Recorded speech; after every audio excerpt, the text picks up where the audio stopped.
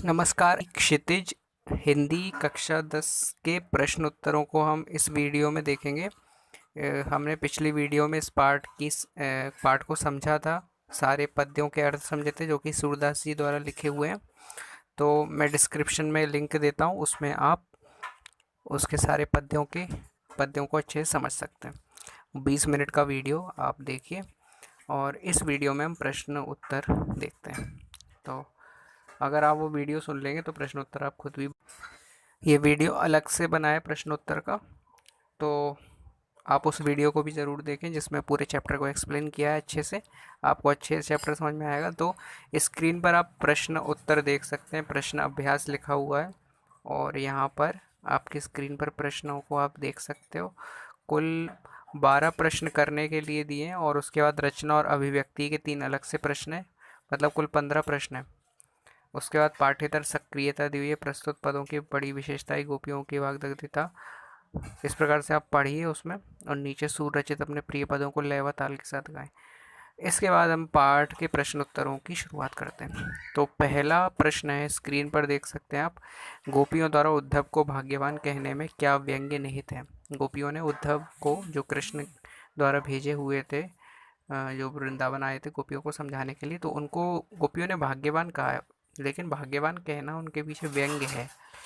तो उत्तर है इसका, गोपियों द्वारा उद्धव को भाग्यवान कहने में यह व्यंग्य निहित है कि उद्धव वास्तव में भाग्यवान न होकर अति भाग्यहीन है। वे कृष्ण रूपी सौंदर्य तथा प्रेम रस के सागर के सानिध्य में रहते हुए भी उस असीम आनंद से वंचित हैं। वे प्रेम बंधन में बंधने एवं मन के प्रेम में अनुरक्त होने की सुखद अनुभूति से पूर्णतया अपरिचित हैं। यानी कि गोपियों ने कह तो भाग्यवान नहीं है, लेकिन इसके पीछे उनका उद्देश्य उनको क्या कहने का, उनको अभागा कहने का, भाग्यहीन कहने का, क्योंकि वो कृष्ण के प्रेम से वंचित रह गए कृष्ण के साथ रहते हुए भी। तो ये उन गोपियों ने एक तरह से उन पर तंज कसा है। दूसरा प्रश्न है, उद्धव के व्यवहार की तुलना किस किस से की गई है।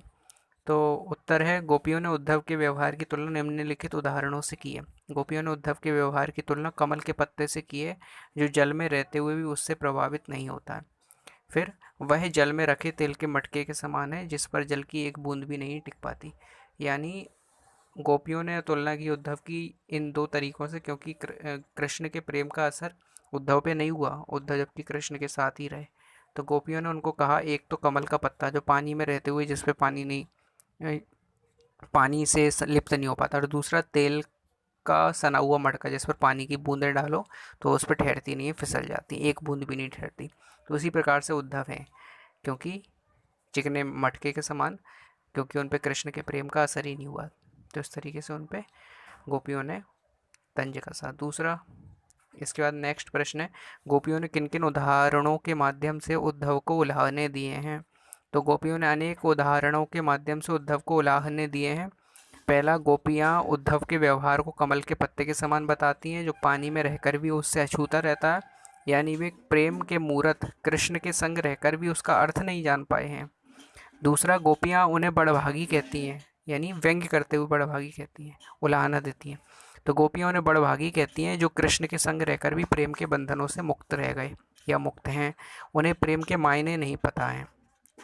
तीसरा है, वे उद्धव के योग संदेश को कड़वी ककड़ी के समान बताती हैं, जो उनसे नहीं खाई जाती, यानी वे उन बातों को नहीं समझ सकती, योग की बातों को नहीं समझ सकती, क्योंकि वे कृष्ण से प्रेम करती हैं। तो ये 3 प्रश्न हो गए। चौथा प्रश्न है, उद्धव द्वारा दिए गए योग के संदेश ने गोपियों की विरहाग्नि में घी का काम कैसे किया। यानी गोपियों की जो विरह रूपी अग्नि थी, जो कृष्ण की याद में वो तड़प रही थी, तो उस अग्नि में, उस पीड़ा की अग्नि में, उस दुख की अग्नि में उद्धव के संदेशों ने घी का काम किया, उसको आग को बढ़ा दिया। कैसे किया। तो उत्तर है, गोपियाँ श्री कृष्ण के आगमन की आशा में बेचैन थी, उनके आने की उम्मीद में बेचैन थी। वे एक एक दिन गिन रही थी और अपने तन मन की व्यथा को चुपचाप सह रही थी। कृष्ण के प्रेम रस में डूबी हुई थी, यानी कृष्ण आएंगे कृष्ण आएंगे, परंतु कृष्ण ने स्वयं न आकर योग का संदेश देने के लिए उद्धव को भेज दिया। विरह की अग्नि में जलती हुई गोपियों को जब उद्धव ने कृष्ण को भूल जाने और योग साधना करने का उपदेश देना प्रारंभ किया, तब गोपियों की विरह वेदना और भी बढ़ गई। इस प्रकार उद्धव द्वारा दिए गए योग के संदेश ने गोपियों की विरह अग्नि में घी डालने का काम किया। चौथा प्रश्न हो गया। पांचवा प्रश्न है, मर्यादा न लही के माध्यम से कौन सी मर्यादा न रहने की बात की जा रही है? तो उत्तर है, मर्यादा न लही के माध्यम से प्रेम की मर्यादा न रहने की बात की जा रही है। कृष्ण के मथुरा चले जाने पर गोपियां उनके वियोग में जल रही थीं। कृष्ण के आने पर ही उनकी विरह वेदना मिट सकती थी, परंतु कृष्ण तो आए नहीं, उल्टा उन्होंने संदेश भेज दिया। परंतु कृष्ण ने स्वयं न आकर उद्धव को योग संदेश के साथ भेज दिया कि कृष्ण को के प्रेम को भूल जाएं और कृष्ण के ईश्वर रूप की उपासना करें, जिसने गोपियों के उनके मर्यादा का त्याग करने पर आतुर कर दिया है। अगला प्रश्न है, कृष्ण के प्रति अपने अनन्य प्रेम को गोपियों ने किस प्रकार अभिव्यक्त किया है? तो गोपियों ने कृष्ण के प्रति अपने अनन्य प्रेम को विभिन्न प्रकार से दिखाया है। पहला, गोपियों ने अपनी तुलना उन चींटियों के साथ की है जो गुड़ श्री कृष्ण की भक्ति पर आसक्त होकर उससे चिपट जाती है। यानी कृष्ण की भक्ति की तुलना उन्होंने गुड़ से की है और स्वयं की तुलना चींटियों से की है। तो चींटियाँ जिस प्रकार गुड़ में लगकर अपने आप का भी बलिदान कर देती हैं, लेकिन उस गुड़ को नहीं छोड़ पाती, गुड़ के प्रति प्रेम को नहीं छोड़ पाती, उसी प्रकार गोपियाँ भी कह रही हैं कि हम जो है अपने जीवन को हमने चींटियों की तरह कृष्ण भक्ति रूपी गुड़ में लगा दिया है। तो गोपियों ने अपनी तुलना उन चींटियों के साथ की है जो गुड़ पर आसक्त होकर उससे चिपट जाती हैं और फिर स्वयं को छुड़ा ना पाने के कारण वहीं प्राण त्याग देती हैं। दूसरा, उन्होंने खुद को हारिल पक्षी और श्री कृष्ण को लकड़ी की भांति बताया। जैसा कि मैंने चैप्टर के एक्सप्लेनेशन में बताया कि हारिल एक पक्षी होता है जो अपनी लकड़ी को लेकर स्वयं चलता है, मतलब वो लकड़ी उसका आधार होती है, कहीं उसे किसी लकड़ी की उम्मीद नहीं होती। ऐसे ही हारिल पक्षी चोंच में दबाकर जैसे अपनी लकड़ी लेकर चलता है, उसी प्रकार से भगवान श्री कृष्ण ही गोपियों रूपी हारिल पक्षी की लकड़ी हैं। जिस प्रकार हारिल पक्षी सदैव अपने पंजे में कोई लकड़ी अथवा तिनका पकड़े रहता है, उसे किसी भी दशा में नहीं छोड़ता, उसी प्रकार गोपियों ने भी मन, कर्म और वचन से कृष्ण को अपने हृदय में दृढ़ता पूर्वक बसा लिया है, यानी अपने हृदय में स्थापित कर लिया। तो हारिल की तरह वो नहीं छोड़ेंगी। तीसरा है, वे जागते सोते स्वप्नावस्था में दिन रात कृष्ण कृष्ण की ही रट लगाती रहती हैं। तो ये गोपियों ने अपना प्रेम का वर्णन इस प्रकार उद्धव को किया कि कृष्ण से वो कितना प्रेम करती हैं। अगले प्रश्न में गोपियों ने उद्धव से योग की शिक्षा कैसे लोगों को देने की बात कही है। तो गोपियाँ उलाहना देती हैं उद्धव को कि तुम अपना योग जाके उनको सिखाओ जिनका मन चंचल है, हमें योग मत सिखाओ, क्योंकि हमारा मन चंचल नहीं है, हमारा मन कृष्ण में स्थापित है। योग उनको सिखाया जाता है जिनका मन चंचल होता है। तो हम तो कृष्ण से प्रेम करते हैं, कृष्ण के अलावा हमारा मन कहीं और जाता ही नहीं है, ना योग में लगेगा ना कहीं और लगेगा, तो आप हमें योग मत सिखाओ। तो उत्तर है, गोपियों ने उद्धव से योग की शिक्षा ऐसे लोगों को देने की बात कही है जिनका मन चंचल है और इधर उधर भटकता है। उद्धव अपने योग के संदेश में मन की एकाग्रता का उपदेश देते हैं, परंतु गोपियों का मन तो कृष्ण के अनन्य प्रेम में पहले से ही एकाग्र है, तो उन्हें योग की क्या आवश्यकता। इस प्रकार योग साधना का उपदेश उनके लिए निरर्थक है, यानी कि भक्तों को योग करने की आवश्यकता नहीं होती। जो कृष्ण के भक्त हैं, कृष्ण प्रेम में लगे हुए, उन्हें योग की क्या आवश्यकता। योग की आवश्यकता तो उन्हें है जिनका मन स्थिर नहीं हो पाता। इसीलिए गोपियाँ चंचल मन वाले लोगों को योग का उपदेश कर देने की बात कहती हैं। अगला प्रश्न है, प्रस्तुत पदों के आधार पर गोपियों का योग साधना के प्रति दृष्टिकोण स्पष्ट करें। तो उत्तर है इसका, गोपियों ने योग साधना को निरर्थक बताया है। उनके अनुसार यह उन लोगों के लिए जिनका मन अस्थिर है, परंतु गोपियों का हृदय तो श्री कृष्ण के लिए पहले से स्थिर है, वे उनकी भक्ति में पूरी तरह से समर्पित हैं। योग ज्ञान उनके लिए कड़वी ककड़ी के समान है, यानी गोपियों के लिए वो कड़वी ककड़ी के समान है जिसे खाना बहुत ही मुश्किल है। यह ज्ञान गोपियों के लिए बीमारी से अधिक कुछ नहीं है, यानी योग को वो केवल एक बीमारी मानती हैं। अगला प्रश्न है, गोपियों के अनुसार राजा का धर्म क्या होना चाहिए। तो गोपियों के अनुसार राजा का धर्म है कि वह प्रजा को ना सताए और प्रजा के सुखों का ख्याल रखे, यानी प्रजा को दुखी ना होने दे, यही एक राजा का धर्म है। अगला प्रश्न है, गोपियों ने यहाँ पर कितने प्रश्न हो गए हैं, यहाँ पर अपने जो है 9 प्रश्न हो गए हैं। 9 के बाद जो है 10वां प्रश्न है, गोपियों को कृष्ण में ऐसे कौन सा परिवर्तन दिखाई दिए जिनके कारण वे अपना मन वापस पा लेने की बात कहती हैं। तो गोपियों को लगता है कि कृष्ण ने अब राजनीति सीख ली है, तो अब कृष्ण को जो उन्होंने अपना मन दे दिया है वो वापस ले लेना चाहिए। उनकी बुद्धि पहले से भी अधिक चतुर हो गई है, पहले क्या कम चतुर थे जो उन्होंने ये राजनीति सीख ली, गुरु से पढ़ाई पढ़ ली। तो पहले तो बहुत चतुर थे वो, तो पहले वे प्रेम का बदला प्रेम से चुकाते थे, परंतु वो प्रेम की मर्यादा भूलकर योग का संदेश देने लगे हैं। कृष्ण पहले दूसरों के कल्याण के लिए समर्पित रहते थे, परंतु अब अपना ही भला देख रहे हैं। उन्होंने अपने पहले दूसरों के अन्याय से लोगों को मुक्ति दिलाई, परंतु अब नहीं। श्री कृष्ण गोपियों से मिलने के बजाय योग की शिक्षा देने के लिए उद्धव को भेज दिए हैं। श्री कृष्ण के इस कदम से गोपियों के मन और भी आहत हुआ है। कृष्ण में आए इन्हीं परिवर्तनों को देखकर गोपियां अपनों को श्री कृष्ण के अनुराग से वापस लेना चाहती हैं, यानी अपने मन को, अपनों की जगह यहाँ पे अपने मन को श्री कृष्ण के अनुराग से वापस लेना चाहती हैं, कृष्ण के प्रेम से वापस लेना चाहती हैं। अगला प्रश्न है, गोपियों ने अपने वाक चातुर्य यानी वाणी की चतुरता के आधार पर ज्ञानी उद्धव को परास्त कर दिया। उनके वाक चातुर्य यानी वाणी की चतुरता की विशेषता लिखना है। तो उत्तर है गोपियों के वाक चातुर्य की विशेषताएं इस प्रकार है। साहसी, गोपियां पूरी तरह से निडर यानी साहसी हैं। वह उद्धव को कोसने से परहेज नहीं करती। वह उनकी योग साधना के संदेश को कड़वी ककड़ी और बीमारी बताती हैं।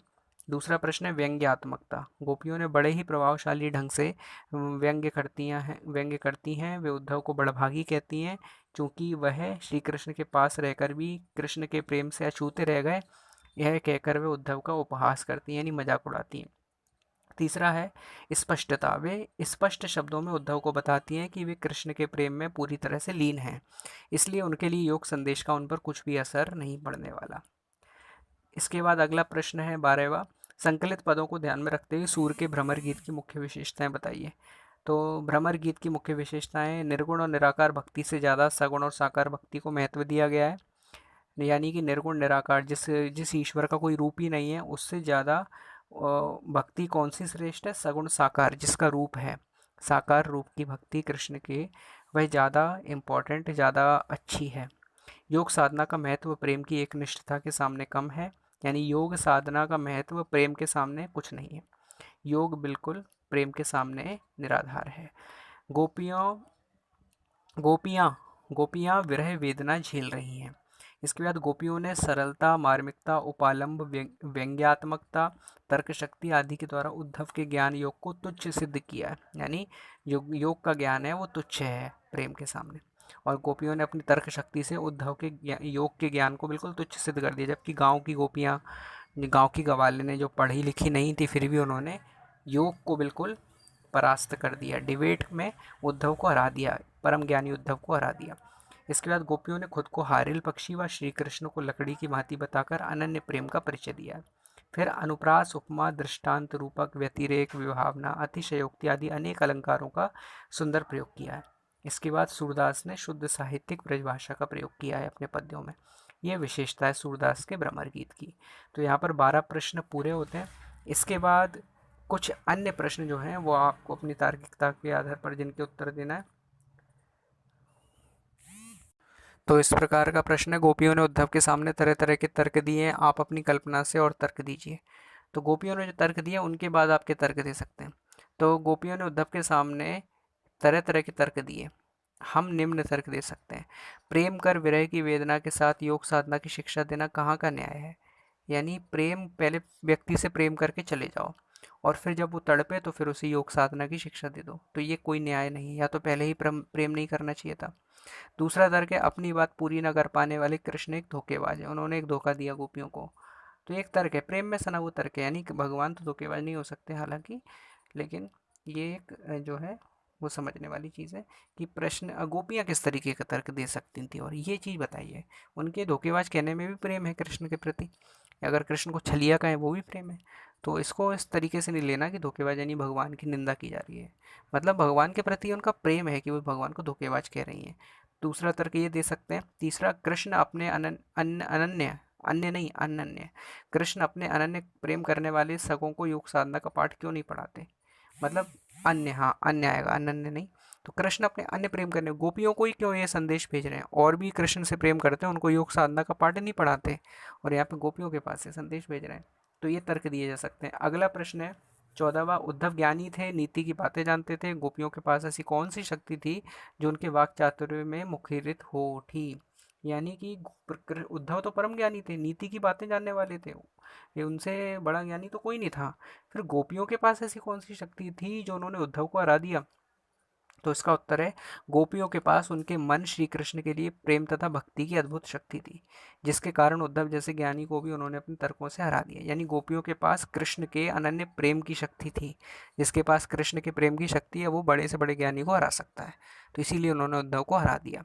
अगला प्रश्न, गोपियों ने यह क्यों कहा कि हरि अब राजनीति पढ़ाए हैं? क्या आपको गोपियों के इस कथन का विस्तार समकालीन राजनीति में नजर आता है? स्पष्ट कीजिए।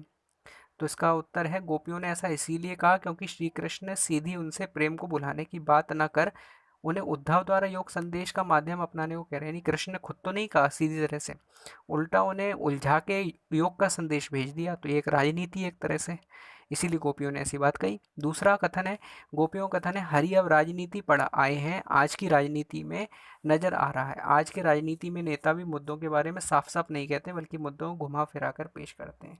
तो यही इसी कारण गोपियां जो हैं कृष्ण को कह रही हैं कि हरि अब राजनीति पढ़ आए। तो आपके प्रश्न उत्तर यहाँ पर पूरे होते हैं। इसके बाद आपकी शब्द संपदा, यानी कि पाठ में आए कठिन शब्दों के अर्थ यहाँ पर दिए हुए हैं, आप अपनी स्क्रीन पर देख सकते हो। तो इस प्रकार से आपके शब्दार्थ हैं और यहाँ पर ये चैप्टर कंप्लीट होता है, पूरा होता है। आपको कुछ भी ना समझ में आए तो इसको फिर से आप बैकवर्ड करके देख सकते हो। बहुत बहुत धन्यवाद। Thank you so much. Channel को सब्सक्राइब ज़रूर कीजिए और डिस्क्रिप्शन में मैं लिंक दे देता हूँ, तो पिछले वीडियो को आप ज़रूर देखें, जिससे आपको ये चैप्टर पूरा समझ में आ जाएगा। एक एक पद्य की जो 4 पद सूरदास ने लिखे हैं उनकी ईजीएस्ट एक्सप्लेनेशन है, पूरा ब्रीफली डिस्क्राइब किया है, तो आप उस वीडियो को ज़रूर देखें। थैंक यू सो मच, धन्यवाद। चैनल को सब्सक्राइब ज़रूर करें। ओके, डिस्क्रिप्शन में लिंक ज़रूर देखिएगा। Thank you so much.